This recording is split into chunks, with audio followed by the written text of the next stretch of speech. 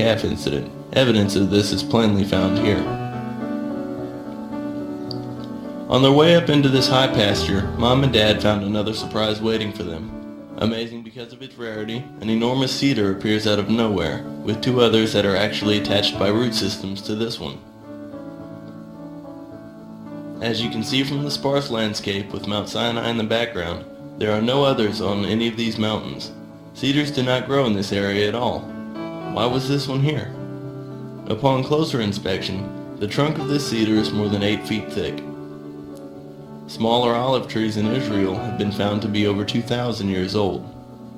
Moses was tending the flocks of Jethro when he turned aside to see the burning bush, and God spoke to him directly. Could this be that very plant?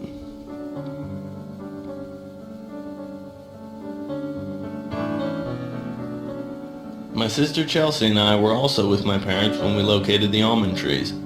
These are important to find on the mountain because Aaron's rod was made from an almond tree and budded and produced ripe almonds according to Numbers 17:8.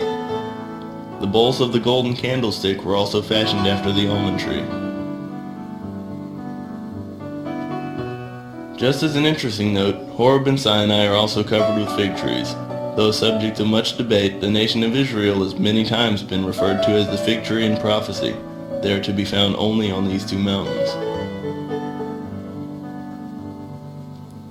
Finally, quail can be seen all over the area to this day. It is theorized that they fly in huge numbers over the sea from Egypt, only to fall to the ground exhausted on the Arabian side. Exodus 16:13 reads, "And it came to pass at evening, the quails came up and covered the camp."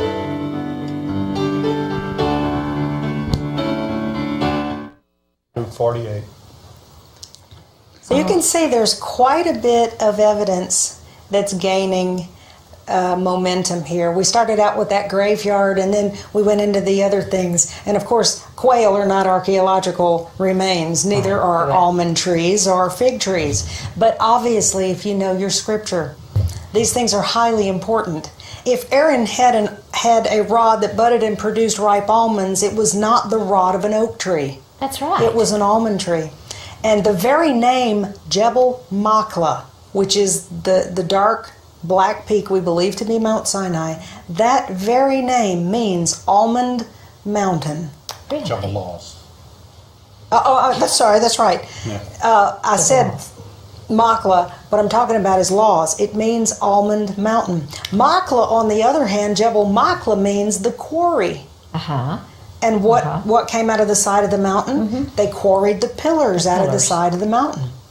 So you have to forgive me for I'd never flipping the two names around there. But a laws, we actually pronounce it laws. But in Hebrew as well as Arabic, there's a lot of those crossover words that are identical, Ras and Rosh. Same meaning, head of, in both Arabic and Hebrew. It's Ras in the Arabic and Rosh in the Hebrew. Laws, they actually pronounce it luz. And it's also pronounced luz in Hebrew, and it means the nut tree, or specifically the almond. So this Jebel Laws, the almond tree, okay? And how specific that is to the golden candlestick. You know, the seven-tier candlestick of the tabernacle was fashioned after the blossoms and the knops, as the King James calls it, of the almond tree.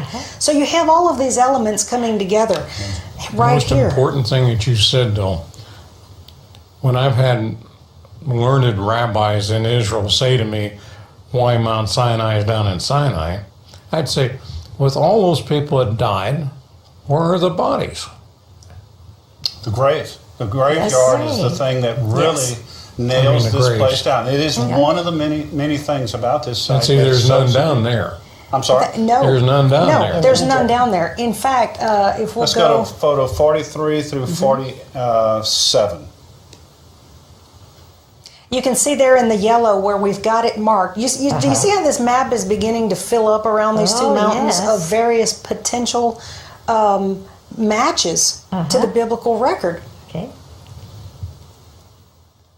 Okay, what's encompassed in this picture, the outer red ring is a fence that the Saudis have, of course, blocking this area off. But you can see that the landform comes up a bit and there's like a high platform. This area is larger than the size of a football field. It's enormous. And we do have, as we were speaking of earlier, a biblical precedent that to mark a grave, Jacob took a stone and stood it up as a pillar which marked the grave of Rachel. So it was something that they did do in this day and time. All of these gravestones are standing out there in this field that the Saudis have marked off. Yeah. And that's my son. At that point in time, he's far taller than I am now. But at that point in time, he was about my height, which is about 5'2". So you can see the size of these stones. This is the largest stone in the area, but I'm not exaggerating when I say hundreds to thousands, and not more than that, in this area with multiple graves and layers of graves. So it's and another interesting point is that they believe, and I believe this came from Glenn, a friend of ours who had done some lightweight imagery of this site. He said all the graves went in at one time. How they know that exactly, I'm not sure, but that was the conclusion. That what he said was it appears that all of this ground was disturbed at once. In other words, first off, it's in the middle of nowhere. You don't have enough nomadic population in 1,000 years to produce that amount of graves. But secondarily, the ground appears to have all been disturbed at once. So what we would be talking about is a mass burial in the middle of nowhere. Why? And it's not, the markers there are not in what we have been told. We lived in Arabia for a long lot of years. They're not burials that are marked in an Islamic fashion. So our best guess is that this happened sometime long before that era, and it all happened at once, and it just happens to be a couple of miles or kilometers probably north out of this area where this congregation would have been, if we're correct about the fact that they were there in this valley. So, I mean, you're looking at this and then you see quail and almond trees and fig trees and the almond trees again. The almond tree makes a perfect walking stick, and we found that out because I wanted to get a couple from the trees, and the way they come out of the trunk is they come out straight as an arrow for about 6 feet. So you get these nice 1.5-inch branches that are very straight and long. So we were able to cut a couple of these, and we have brought them back to us. But this is Dr. Leonard Moeller, who has written the book, The Exodus Case, which we offer on our website as well. But you can see me standing there with him, and we're showing images, and in our hand, this is a slide from our PowerPoint presentation, so you can't see the hands. But the hands are full of the almonds. And the note on the bottom says that my birthday, September 24th, 54, but notice his. Same The same day. So we have a man on the other side of the planet, and Jim and Penny coming together over this mountain because he had written his book well before he knew who we were, but he was using our images. Where was he from? And he's from Sweden. Sweden? Yep, he's from Sweden. And again, he's got a phenomenal work that is called The Exodus Case, and that is offered on our website. Right. So I think we ought to go to the rock at Horeb. Roll in. Possibly the greatest witness giving validity to Mount Sinai being in Arabia is the rock at Horeb. This enormous rock is split cleanly down the middle and is completely different from anything else in the region. It stands high atop one of the boulder hills that dot the landscape, and on the west side of Horeb, not Sinai. The Bible identifies it exactly this way.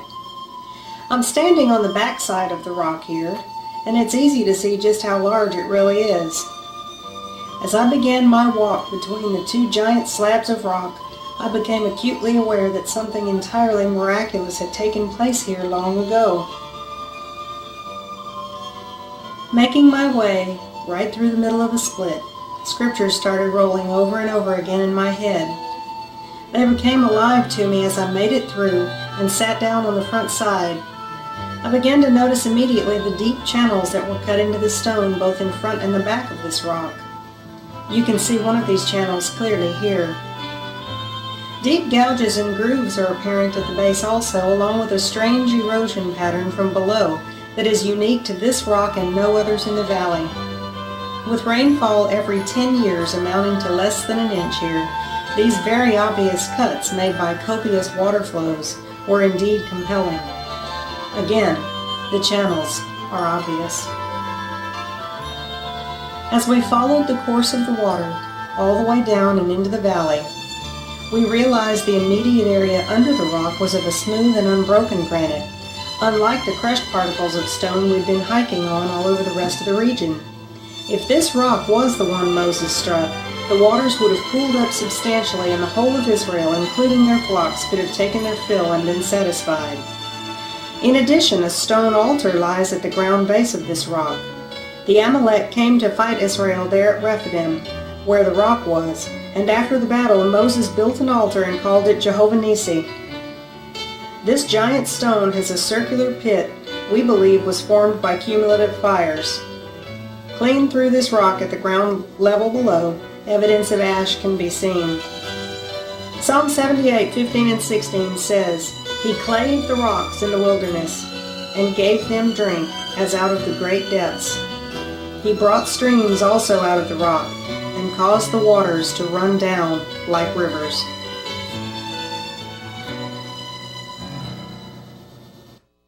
Plainly how large that rock really is. Massive. And I tell you what, we found that rock the very first time. It was April the 2nd of 1992.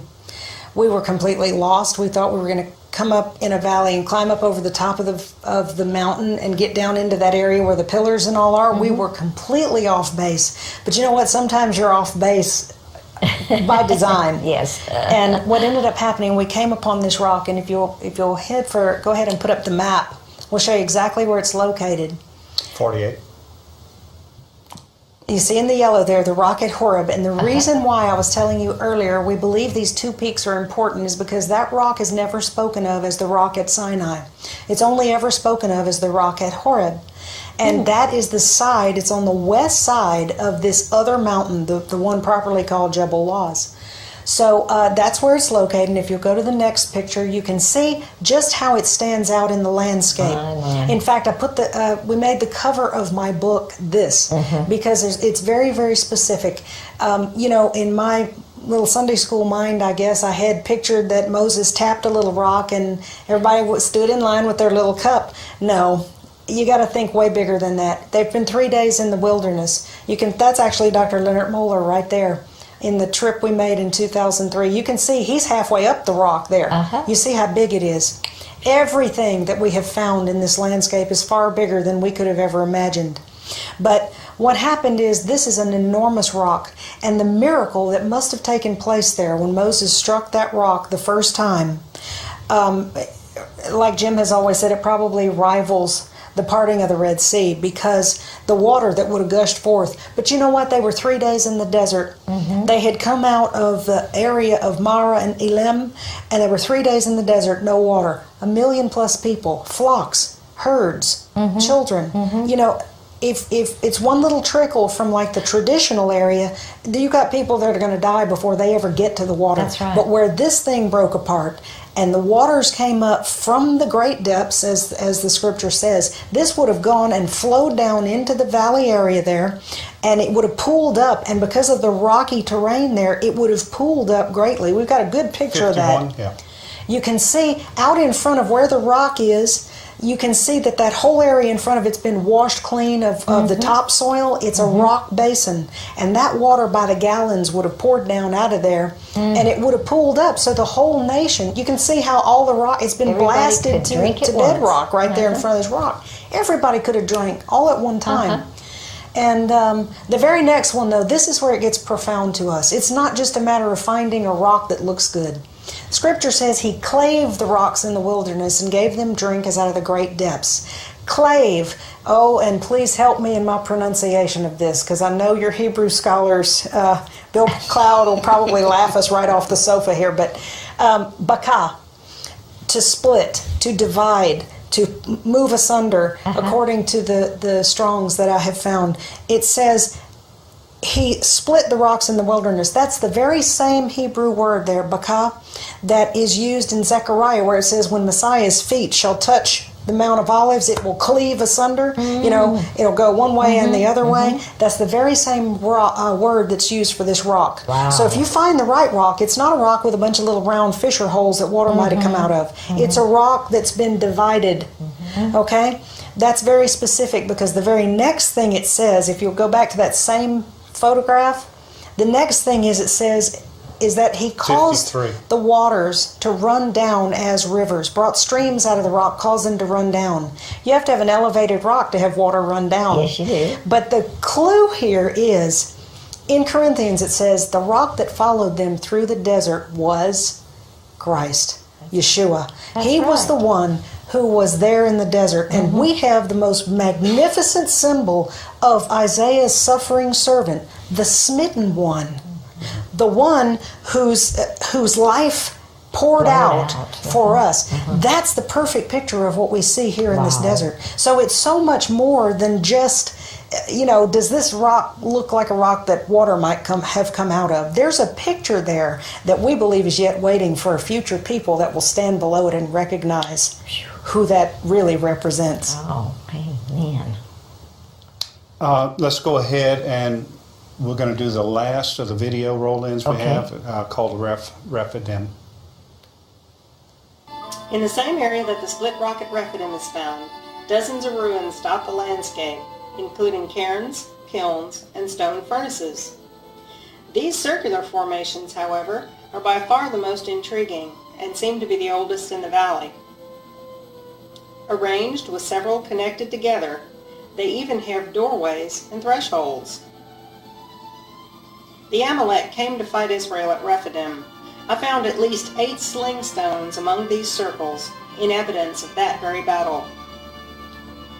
The circles are oriented toward this ridge where we saw a brilliant light in April of 1992.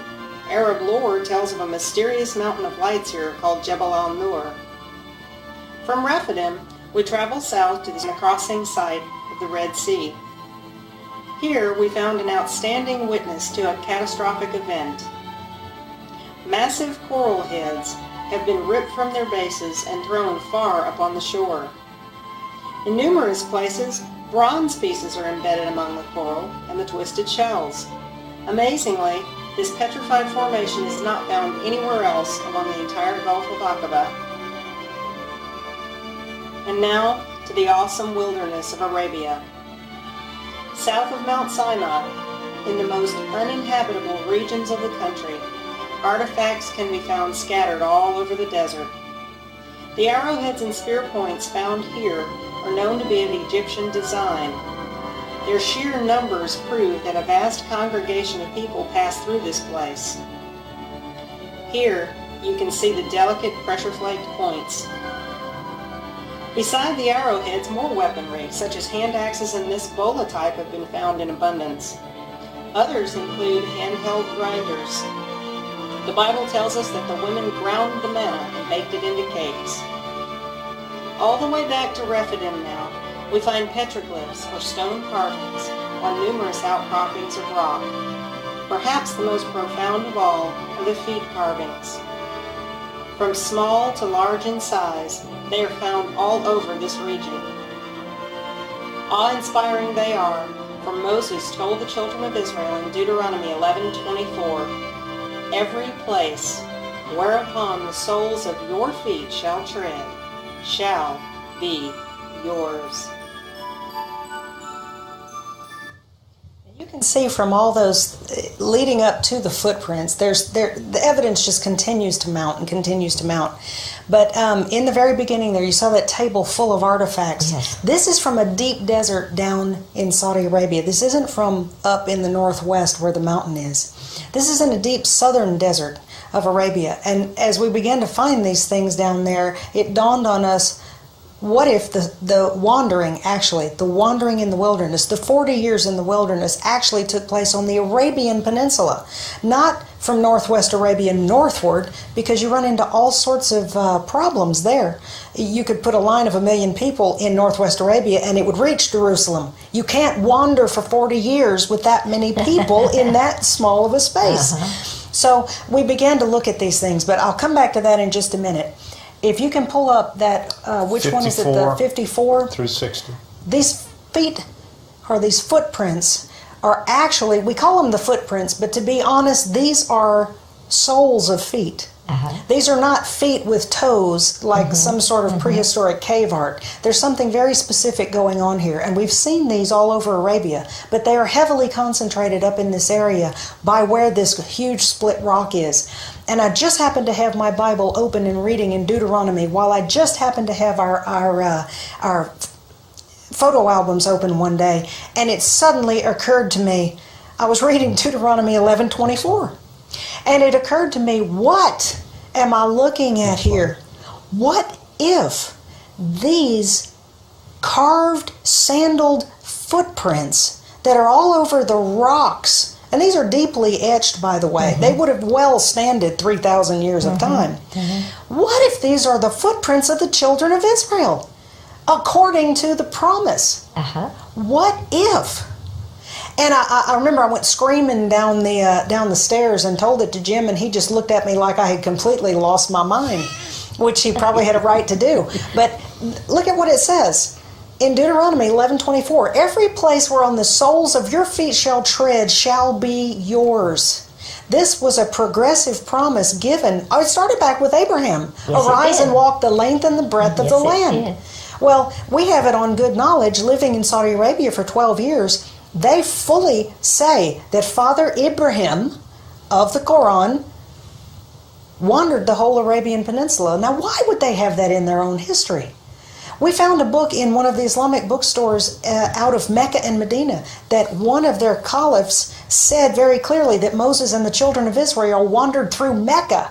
That's way down on the western Saudi peninsula. So why is it in their history, but we have no concept of it?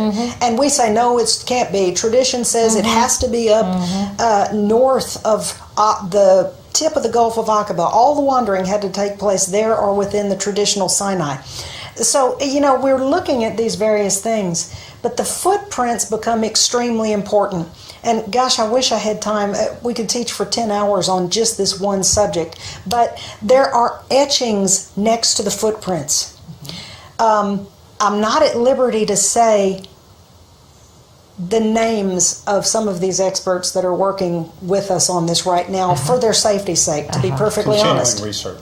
Continuing research. But there is thematic characters, and this is highly controversial. This is not a proven thing yet, but it's so profound. I'm quite sure it's going to end up being proven. Sure. But next to these footprints are some etchings that were pointed out to us as being the actual Proto-Hebraic character, a thematic character which related to the kaf, or which is in Hebrew the cup of the palm of the hand or the sole of the foot.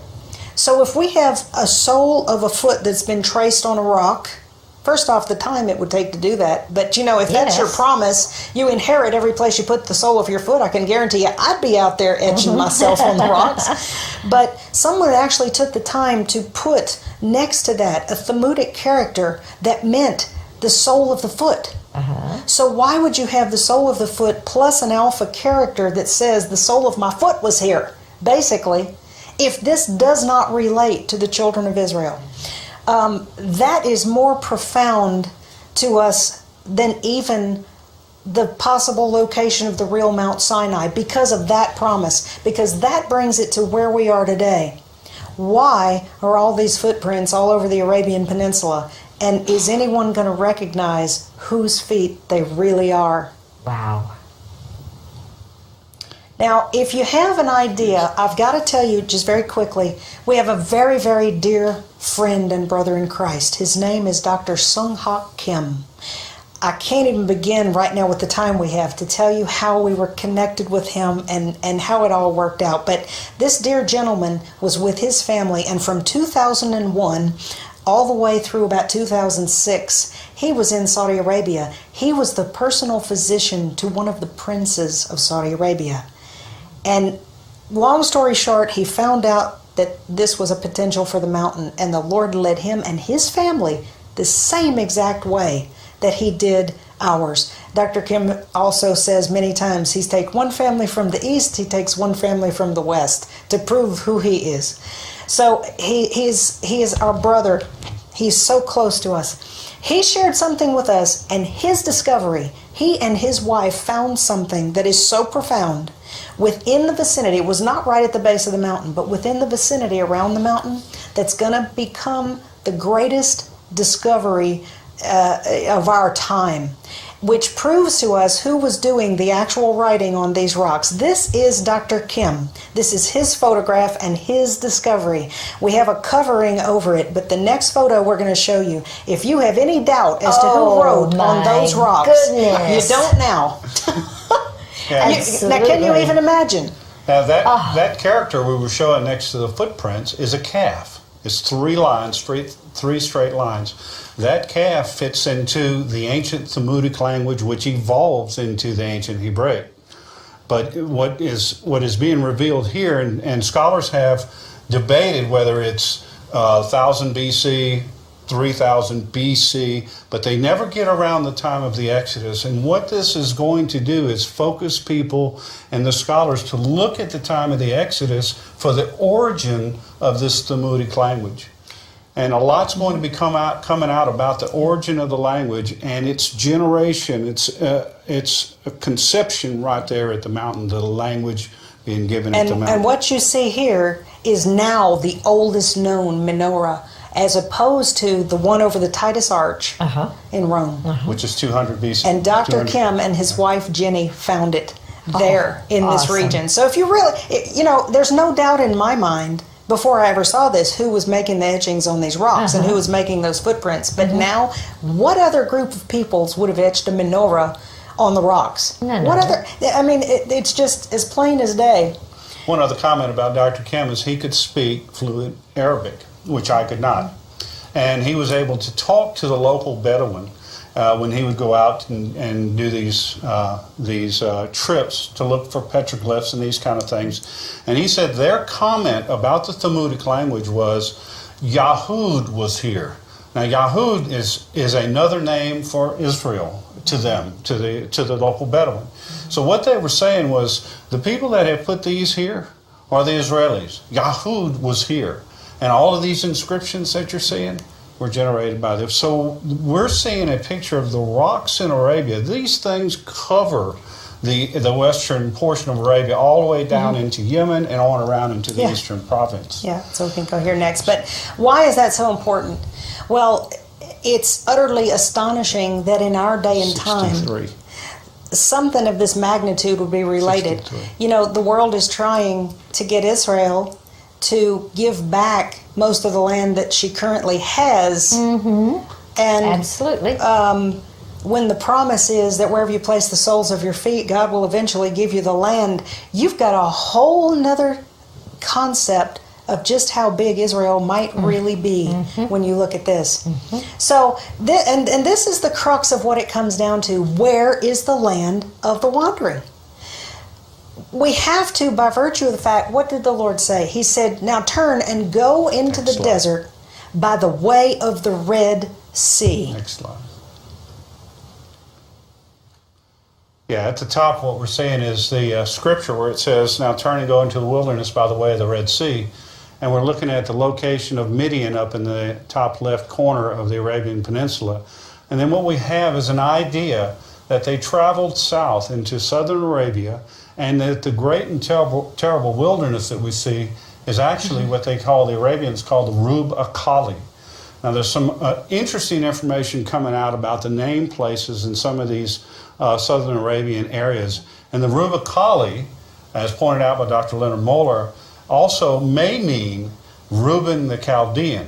So we see in the great and terrible wilderness evidence of the name of Reuben, as well as some other tribe names, the tribe of Gad and Manasseh in that region. It's very interesting research, and back in one of those roll-ins you saw all those artifacts in that land where it's nothing but sand as far as the eye can see. We are truly there talking about a great and terrible wilderness, and if you don't have water and if you don't have the manna, you die.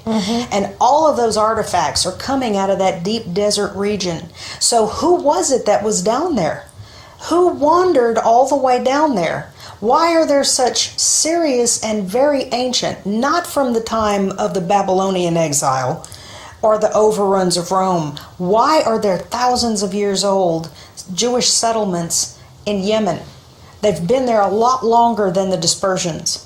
So where did that originate? One of the things that is closely being followed, besides the fact that we've got the evidence of the footprints, this language that's written on these rocks that the menorah testifies to, shall we say, also follows this pathway all the way down the Arabian Peninsula and over into the southeastern areas of Arabia. Why is this language being written on the rocks all the way down? You know what the Lord's command was? He said, I'm giving you this here at Sinai. You teach it to your children. You write it on your doorposts. You write it. You teach them this is the covenant. You teach them these things. And this language gets more and more prolific on the rocks the farther south you go. Really? So we have this amazing story of the alphabet going down the peninsula and getting more and more refined as it does and looking more and more like Proto-Hebraic. Then this very thing right here, every place where on the soles of your feet shall tread shall be yours. Go to the next slide. The next slide. There we go. Look where the footprint go. Oh. There is evidence that the footprints, they've been seen in deep South Arabia, they've been seen in the eastern province of Saudi Arabia, they've been seen up and around the curve of Arabia to the north along the Euphrates, and they've been seen all over the land of Midian. So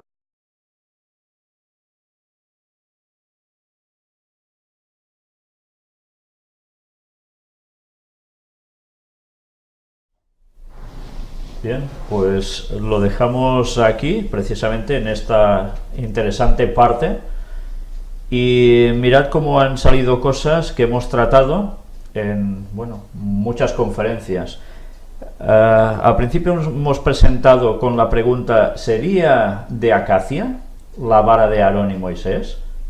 Probablemente no, probablemente era de almendro. La acacia ya veremos que sirvió para otros menesteres, lo veremos más adelante, bueno, ya lo vimos algo en su momento. Y recordemos que al ser precisamente, probablemente bueno, prácticamente seguro, que era de almendro, recordemos que precisamente reverdeció, brotó otra vez, tenía la connotación del candelabro, de lo cual estuvimos hablando hace ya bastante tiempo, como Jesús. Y si Dios quiere volveremos a hablar, porque constantemente están saliendo las copas, están saliendo las guirnaldas, las bases, los que dicen ellos, lo que sale como manzana en los candelabros, que son botones de flores, eso sale en la decoración del templo, sale constantemente hay relación del candelabro con todo lo que estamos haciendo. Lo que pasa es que evidentemente no puedes abarcarlo todo ni unirlo todo, porque es bastante complicado. Sí, sí. Y que además, bueno, ya habéis visto que para decir cosas hemos tenido que llevar muchas conferencias para poder ir encauzando muchas cosas que parecían diversas y que nos llevaba siempre más o menos a lo mismo, ¿no? Habéis visto aquí imágenes realmente impresionantes de cómo todo lo que ya Ron Wyatt decía, evidentemente estos señores lo corroboran, pero habéis visto también quién, el Dr. Kim.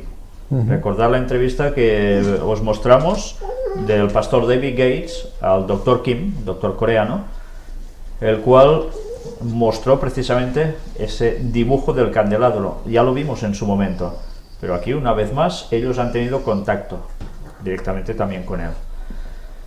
¿Cuántas más sorpresas nos irán deparando la última parte de sus vídeos? Pues ya lo veremos. Hoy vemos que ha dicho que la CAF sería la base del alfabeto hebreo o protohebraico. Sí. Recordemos que CAF es la base de kafar, que es la raíz que lleva a la expiación.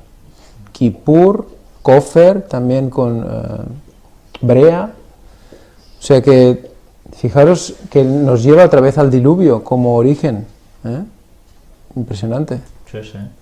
Y que una vez más nos llevaría al texto que estuve mostrando también de Segunda de Pedro, haciendo referencia al diluvio, y todo en consonancia también a recordar lo de un día 1000 años un día. Mirad cómo cosas que aparentemente parecen que no tengan nada que ver, por un lado o por otro nos van cerrando hacia el mismo sitio. Es realmente, para mí, impresionante. Ve la fuente del lenguaje, porque la fuente del lenguaje hebreo, que viene evidentemente desde el arca, ¿no? De lo que quedó del antediluviano. Pues bien, creo que cualquier persona que no quiera creer, no querrá creer porque no le dé la gana, porque evidencias hay y las que quieran, pero cualquier persona con un poco de sensatez, un mínimo de sensatez, viendo todas estas evidencias, desde luego, ¿cómo puede una persona no creer? Pruebas hay continuas, y estas son clarísimas. Mirad hasta el lenguaje de los beduinos de allí, como hablaban de que por allí habían pasado los israelitas. En fin, evidencias tantas como queramos y más. Y las piedras hablarían, recordemos ese texto, sigue siendo totalmente no solo una simbología, sino también una literalidad, que dan una fuerza a la palabra de Dios, Antiguo y Nuevo Testamento, impresionantes.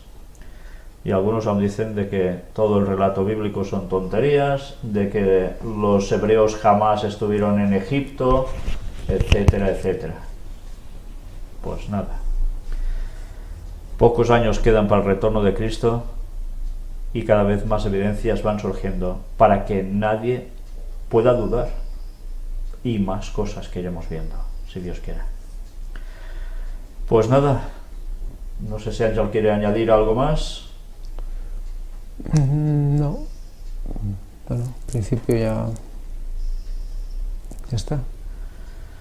Pues citaros, si Dios quiere, para el próximo día, en el cual continuaremos tanto con la parte que yo estaba llevando, como la parte que llevaba Ángel, o lleva Ángel, y después daremos ya la última parte de este vídeo de la familia Caldwell.